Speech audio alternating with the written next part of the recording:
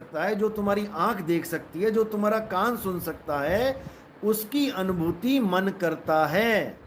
लेकिन आत्मा को ये इंद्रियां नहीं छू सकती, आत्मा को ये आंखें नहीं देख सकती, ये कान नहीं सुन सकते। इसलिए आत्मा अछूता है इंद्रियों और मन से, इसीलिए इसको इंद्रियतीत बोला जाता है और मनोतीत बोला जाता है। लेकिन मन कभी लगता है भजन में, कभी नहीं। ये तीन गुण ही हैं, इनके प्रभाव से कैसे बचें? देखो, इसका तो प्रभाव रहेगा, क्योंकि आप त्रिगुणी माया में रहते हो, इस संसार में रहते हो। संसार और माया तो अपना काम करेंगे, आकर्षण तो करेंगे, लेकिन साहिब कह रहे हैं कि करत करत अभ्यास ते जड़मत होत सुजान, रसरी आवत जात ते सिलते पड़े निशान। जब इतनी मजबूत शिला में भी एक कोमल सी रस्सी बार बार बार अभ्यास से उसमें एक एक इंच का छेद कर देती है, तो ये भी अभ्यास से ही होगा। इसमें कोई शारीरिक अभ्यास नहीं होता है कि आप शरीर से कोई अभ्यास कर रहे हो, कि परमात्मा को आप शारीरिक अभ्यास से प्राप्त कर लोगे, ऐसा नहीं होता। ये सारा खेल सूरत का है, ध्यान का है। अगर आपका ध्यान दुनिया में फंस रहा है तो इसका मतलब आप परमात्मा से दूर हो रहे हो, और अगर आपका ध्यान गुरु के बताए मार्ग पे है तो इसका मतलब आप परमात्मा से नज़दीक हो रहे हो। धीरे धीरे धीरे जब आपका ध्यान पूरा बताए हुए जगह पर, बताए हुए स्थान पर, जहाँ पर आपको अनुभूति होगी शब्द गुरु की, जब वहाँ पर आपका ध्यान पूरा पहुँच जाएगा, तब अपने आप ही बिना कुछ किए ही आपको उस चीज़ का अनुभव हो जाएगा। लेकिन अनुभव होगा, ये पूर्ण विश्वास रखना और पूरे विश्वास के साथ भक्ति करना। अगर आपने ये सोच के भक्ति करी पता नहीं होगा कि नहीं होगा, तो आपका विश्वास पूरा नहीं है, दिक्कत हो जाएगी। तो इसीलिए साहिब ने बोला है, कहें कबीर सुनो भाई साधु मैं तो हूँ विश्वास में। विश्वास पूरा करना होगा, पहले परख लो, परख लो। अगर लगे ठीक है तब तो करो, अगर नहीं लगे कि नहीं ठीक है तो मत करो। लेकिन अगर करो तो पूरे विश्वास से करो, नहीं करो तो बिल्कुल भी मत करो। अगला जन्म ले लेना, क्या दिक्कत है? यहाँ कौन सा जन्मों की कमी है? यहाँ जन्मों की कमी नहीं है, बस यहाँ इंसानी जन्म की कमी है। पता नहीं कब मिलेगा, और जब मिलेगा तब गुरु मिले ना मिले क्या पता। तो इसलिए पूरे विश्वास के साथ पहले परख लो। अंधविश्वास मना है, अंधविश्वास में नहीं पड़ना है। ये नहीं कि पत्थर पे भरोसा करके बैठ जाओ, कि पत्थर पे विश्वास करके बैठ जाओ कि राम जी की पूजा करेंगे तो राम मिलेंगे, हनुमान जी की पूजा करेंगे तो हनुमान मिलेंगे। भाई हनुमान जी और राम जी को जानना पड़ेगा पहले कि वो हैं क्या। जब तक उसको नहीं जानोगे, जब तक नहीं बात बनेगी।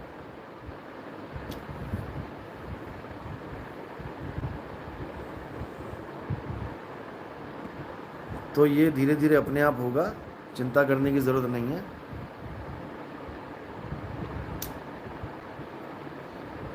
बस लगे रहो, द्वार धनी के पड़े रहो, धक्का धनी का खाओ, और कब हूँ धनी निवाजी हैं, जो दर छाड़ ना जाओ। दरवाज़ा छोड़ के नहीं जाना है, अपने मालिक को दरवाजे पर दस्तक देते रहो, वो ज़रूर सुनेगा। सबकी सुनता है, तुम्हारी भी सुनेगा।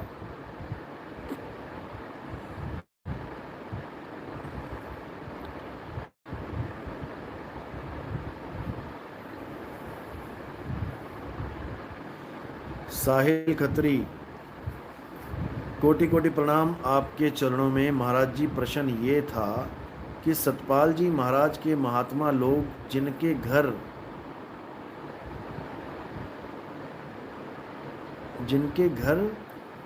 बर चुके हैं, अगर वह आपसे दीक्षा लेंगे तो उनका क्या समाधान है? वे कहाँ पर रहेंगे?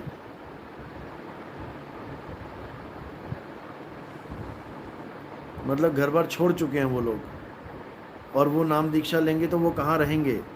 जैसे कई साधु लोग हैं जो दूसरे आश्रमों में रहने लग जाते हैं घर बार छोड़ के, अगर उनको ज्ञान समझ में आ गया है और वो हमसे दीक्षा लेंगे तो वो कहाँ पर रहेंगे? सवाल अच्छा है। देखो ऐसा होता है, हमसे कई लोगों ने, कई संतों ने और कई बाईजियों ने नाम दीक्षा ले रखी है और वो अपने ही गुरु के द्वारे में रहते हैं, जहाँ पर वो रहते हैं वहीं रहते हैं। अब 70-70 साल, 80-80 साल की बाई जी हो गई, महात्मा जी हो गए, अब वो कहाँ छोड़ के जाएंगे उसको? मैंने कोई आश्रम बनाया नहीं कि हम वहाँ पर किसी को रखें। जो आश्रम एक बना भी है वो केवल और केवल उन लोगों के लिए है जो देख नहीं सकते, जिनके पैर नहीं हैं, जिनके हाथ नहीं हैं और जो भक्ति करना चाहते हैं, जो हमारे भगत ही हैं। तो उनको ये देखना है कि जो जहाँ पर बैठे हैं आप वहीं बैठे रहो, आप वहाँ सेवा करो संगत की और आप नाम बदल लो, क्योंकि नाम से कल्याण होगा। नाम से कल्याण होगा। रहते कहाँ हो, क्या करते हो, ये बात की बात है। जिस आश्रम में आप रहते हो कुछ ना कुछ तो करते ही होगे, तभी तो भोजन पाते हो वहाँ पे। तो जो भी सेवा आप कर रहे हो आप करते रहो अपने आश्रमों में, अपने गुरुओं के पास। लेकिन नाम दीक्षा वो मत जपो जो आपके गुरु ने दिया है। सेवा करो, एज ए नौकरी समझ लो कि तुम संगत जो आ रही है वहाँ पे उनकी सेवा कर रहे हो। कोई लंगर में सेवा कर रहा है महात्मा, कोई कहीं कर रहा है, कोई बस की सेवा कर रहा है ले जाने लाने की। तो एक तरह से अपनी नौकरी समझ ले कि उस आश्रम में नौकरी कर रहे हैं और अपना आश्रम में रहें, वहाँ पे बस नाम बदल लें। नाम नहीं वो जपने हैं जो बाकी महात्मा दे रहे हैं। सोहंग सोहंग का जाप नहीं करना है, जीभ घुमा के गले में नहीं लगानी है, त्रिकुटी में ज्योत प्रकाश नहीं देखना है, अनहद नाद को नहीं सुनना है। यही 4 क्रियाएं देके सारे महात्मा भरमाते हैं जीवों को। अब जानना है आत्मा को, आत्मज्ञान को। यहाँ पर जीभ और गले का काम ही नहीं है। जब आदमी का शरीर ही नहीं था तब ये जीभ और गला कहाँ था, ये ज्योत प्रकाश कहाँ था? आज तो माथा बना हुआ है इसलिए माथे में प्रकाश देख रहे हो। जब ये माथा भी नहीं था और अंत में ये माथा भी नहीं रहेगा तब क्या करोगे? तो अपनी आत्म अवस्था को जानो, अपने आत्म स्वरूप को जानो, उसी से कल्याण होगा, नहीं तो नहीं होगा। चाहे किसी महात्मा के पास चले जाओ।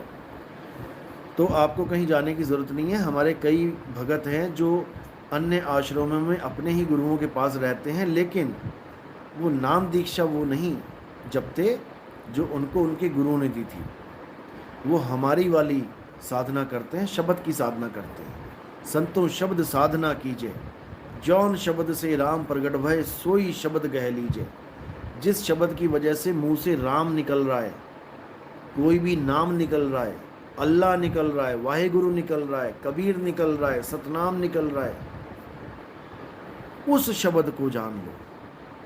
वो शब्द कल्याण करेगा, नहीं तो नहीं होगा।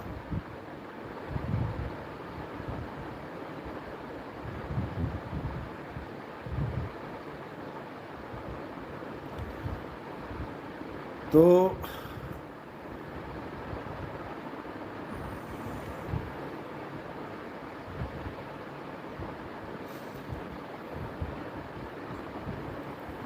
तुलसी विश्वकर्मा, शायद नाम गलत लिखा है, तुलसी विश्वकर्मा होगा या तो तुलसी। उनका सवाल है कि गुरुजी हनुमान जी को तो मुक्ति हो गई है, लेकिन एक भाई ने पूछा कि उनके शरीर का क्या हुआ, कहीं पर कोई प्रमाण है क्या? देखो, हनुमान जी को मुक्ति मिल गई है, इसमें कोई शक नहीं है, क्योंकि उनको जो गुरु मिल गए थे त्रेता में। अभी आपको नहीं पता होगा कि उनके गुरुजी कौन है। मुनिंद्र स्वामी जी यानी कबीर साहब ही त्रेता में हनुमान जी को मिले थे। इसका जो पूरा संदर्भ है, इसके बारे में पूरी जानकारी है हनुमान बोध। आप नेट पे सर्च करोगे हनुमान बोध, वहाँ पर आपको समझ में आ जाएगा कि क्या क्या ज्ञान चर्चा हुई, क्या क्या वार्ता हुई। तो उस बेस पे बताया जाता है कि हनुमान जी ने जब गुरु धारण कर लिया, क्योंकि गुरु तो अमर करता है, शरीर को अमर नहीं करता, याद रखना। गुरु आपको अमर अवस्था दे देता है कि अब आपने शरीर पर ध्यान नहीं धरना है और शरीर से अब आपका कोई रिश्ता नहीं रहा, ये जन्म आपका अंतिम जन्म है, इसके बाद आपने कोई जन्म नहीं लेना है। तो जब हनुमान जी को बोध हुआ असली राम का, देखो राम जो कबीर साहब ने बताए हैं, लोग कहते हैं कि कबीर साहब राम जी के पुजारी थे, इसमें कोई शक नहीं है कि कबीर साहब राम जी के पुजारी थे, लेकिन कौन से राम जी के, यहाँ पर दिक्कत हो जाती है जब समझ में आता है। तो एक वाणी में आता है, हमरो राम दशरथ सुत नाही, कि हमरा जो राम है, हमारा जो राम है वो दशरथ का सुत नहीं, वो राजा राम नहीं है, क्योंकि मेरा जो राम है वो सृष्टि बनने से पहले का राम है, जब दुनिया भी नहीं बनी, जब कोई युग भी नहीं था, जब समय नहीं था, तब भी मेरा राम था। और ये जो दशरथ पुत्र राम हैं, ये तो त्रेता में आए हैं। तो यहाँ पर बताया जाता है कि 4 राम की बात होती है। साहिब कहते हैं, समझा रहे हैं कि मेरा कौन सा राम है, मेरी वाणियों में जो राम आता है वो राम क्या है, और जहाँ राम का नाम आता है वो नाम क्या है। तो साहिब क्या कहते हैं कि एक राम दशरथ का बेटा, एक राम घट घट में बैठा, एक राम का सगल पसारा, और एक राम तीनों से न्यारा। जो पहला राम है वो दशरथ का बेटा यानी शरीर रूपी राम है। मैं शरीर रूपी राम की बात नहीं करता, देही की बात नहीं करता। शब्द न बिन से देही, और कहें कबीर हम शब्द सने। मैं देह की बात नहीं करता कि मेरा कोई राम देही वाला राम है। एक राम दशरथ का बेटा, एक राम घट घट में बैठा। अब ये कौन सा राम है? ये जीव राम है, जो जीवात्मा है, हर घट में विराजमान है, हर शरीर को चलाती है, ताकत उसी से मिल रही है शरीर को। एक राम का सगल पसारा, यानी एक राम ऐसा है जिसने ये पसारा डाल दिया है, सारी दुनिया का पसारा। वो कौन है? वो मन राम है, निरंजन राम है, अलख निरंजन है, ब्रह्म है, जिसने ये सारी सृष्टि बना दी कल्पना के द्वारा। ये सृष्टि कल्पित सृष्टि है, कल्पना मात्र है, लेकिन ये ऐसी कल्पना है जो हमें सच लगती है। जैसे हम सपने में जब जाते हैं तो हमें जो जो सपने में दिखाई देता है, शेर दिखाई दिया तो हमें वो सच लगने लग जाता है कि वो शेर हमें खाएगा, और हम सपने में ही भागने लग जाते हैं। हम एक बार भी नहीं सोच पाते कि ये तो एक सपना मात्र है, तो नकली है, मेरा शरीर तो मेरे घर में बेड पे पड़ा है, उसको ये शेर कहाँ से खा जाएगा। लेकिन नहीं, उस वक्त तो जान हथेली पे होती है और पूरी स्पीड से दौड़ रहे होते, फिर भी नहीं दौड़ पाते। जब कोई भूत प्रेत पड़ जाता है सपने में पीछे, तो भागने की कोशिश करते हो, भाग ही नहीं पाते। फिर हार के सूरत अपनी असली स्पीड को पकड़ती है, सीधे वहाँ से जाती है, और कहाँ आती है? अपने उस शरीर में जहाँ वो सो रही है। एकदम भागती है सूरत वहाँ से और सीधे अपने जागृत अवस्था में आ जाती है, और कहते हैं शुक्र है आ गए, शुक्र है ये सपना था, मारे गए थे नहीं तो, लेकिन कभी नहीं मारे जाओगे। हजारों बार ऐसे सपने देख चुके हो, ऐसी मृत्यु को प्राप्त कर चुके हो, लाखों करोड़ों बार, लेकिन तुम्हें कोई मार नहीं पाया।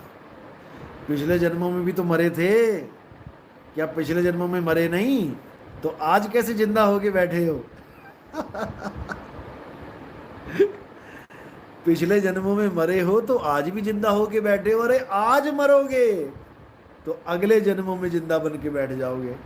तुम मरने वाली चीज नहीं हो कि तुम मरोगे, कोई तुम्हें मार नहीं सकता। लेकिन ये तब समझ में आता है भाई जब उस आत्मा की अनुभूति होती है। लेकिन दुख की बात ये है कि ऐसे ऐसे लोग बैठ गए हैं यूट्यूब चैनल पे, अपना अपना चैनल बना के, जो गीता की बात तो करेंगे, आत्मा है, आत्मा ऐसे है, आत्मा निअक्षर है, आत्मा निशब्द है, आत्मा अकह अनाम है। बताओ, अकह अनाम तुमने बोल दिया आत्मा को, तुमने क्या उसको अनुभव किया? क्या तुम्हें पता है आत्मा कैसी होती है? उठा के गीता का हवाला दे रहे हैं कि गीता ऐसी कहती, गीता कहती है तुम बताओ, क्या तुम्हें अनुभव हुआ? अपने सत्संग में कहेंगे कि आत्मा का कोई अनुभव ही नहीं कर सकता, क्योंकि अनुभूति मन करता है हर चीज की। अरे भाई, अनुभूति मन करता है, किन चीजों की करता है? जो इंद्रियों के द्वारा छुई जा सकती हैं, जो तुम्हारा हाथ छू सकता है, जो तुम्हारी आंख देख सकती है, जो तुम्हारा कान सुन सकता है, उसकी अनुभूति मन करता है। लेकिन आत्मा को ये इंद्रियां नहीं छू सकती, आत्मा को ये आंखें नहीं देख सकती, ये कान नहीं सुन सकते। इसलिए आत्मा अछूता है इंद्रियों और मन से, इसीलिए इसको इंद्रियतीत बोला जाता है और मनोतीत बोला जाता है। लेकिन मूर्खानंदों, कुछ तो ऐसा है जिसने आत्मा का अनुभव किया है, तभी तो गीता में लिखा हुआ है, तभी तो संतों ने अपनी वाणियों में लिखा है कि सारे हवा हवाई चल रहा है काम। अगर ये हवा हवाई है तो तुम भी हवा हवाई हो, तुम भी बिना अनुभव के बोल रहे हो आत्मा आत्मा आत्मा। शर्म कर लो थोड़ी सी। आत्मा अनुभव का विषय है, और इसको अनुभव कौन करता है? इसको अनुभव मन नहीं करता। अगर मन आत्मा का अनुभव कर ले तो मन ही मुक्त हो जाएगा, मन ही काल है। आत्मा का अनुभव सुरत करती है। तुम्हें अभी सुरत की ABCD भी नहीं पता, तुम YouTube चैनल बना के बैठ गए और लोगों को भरमा रहे हो कि अंत में तुम्हारी मृत्यु हो जाएगी। भाई, किसी की मृत्यु नहीं होगी, तेरी भी नहीं होगी। जो YouTube चैनल बना के बैठा है भटकेगा, अभी ढूंढ ले जगह, नहीं तो सबसे बड़ा पाप तो सिर पे ये पड़ेगा तुम्हारे कि तुम खुद तो ठिकाने लगे नहीं और दूसरों को ठिकाने लगाने चले हो। सबसे बड़ा दोष लगेगा। एक भगत गलत राह चुन लेता है, गलत साधना करता है, तब भी उसको अगला जन्म मनुष्य का मिल सकता है, क्योंकि परमात्मा दयाल है। परमात्मा देखता है कि भाई ये चाहता तो है लेकिन इसको गुरु सही नहीं मिला, कोई बात नहीं, इसको अगला सही गुरु मिलवा देंगे। लेकिन जो गुरु लोग गुरु बन के बैठे हैं और अज्ञानता में हैं और लोगों को भरमा रहे हैं, उनका कर्म अपने सिर पे फोड़ रहे हैं, उनकी हाय अपने ऊपर ले रहे हैं। क्योंकि जब परमात्मा नहीं मिलेगा गुरु के कहने पे तो हाय तो निकलेगी। अब कहाँ निकलेगी, कहाँ जाएगी, कहाँ लगेगी? अरे तुम्हारे सिर पे फूटेंगे घड़े। जो तुम गुरु बन के बैठ गए हो, तुम्हारी ऐसी हालत की जाएगी कि तुम्हारी हालत खराब हो जाएगी। अभी पता नहीं है तुम्हें काल भगवान के नियम क्या हैं। इतना याद रखना, गुरु बनना बहुत आसान है लेकिन भुगतना बहुत मुश्किल है। वो देखो जेलें भरी पड़ी हैं गुरुओं से, इसलिए सुधर जाओ अभी।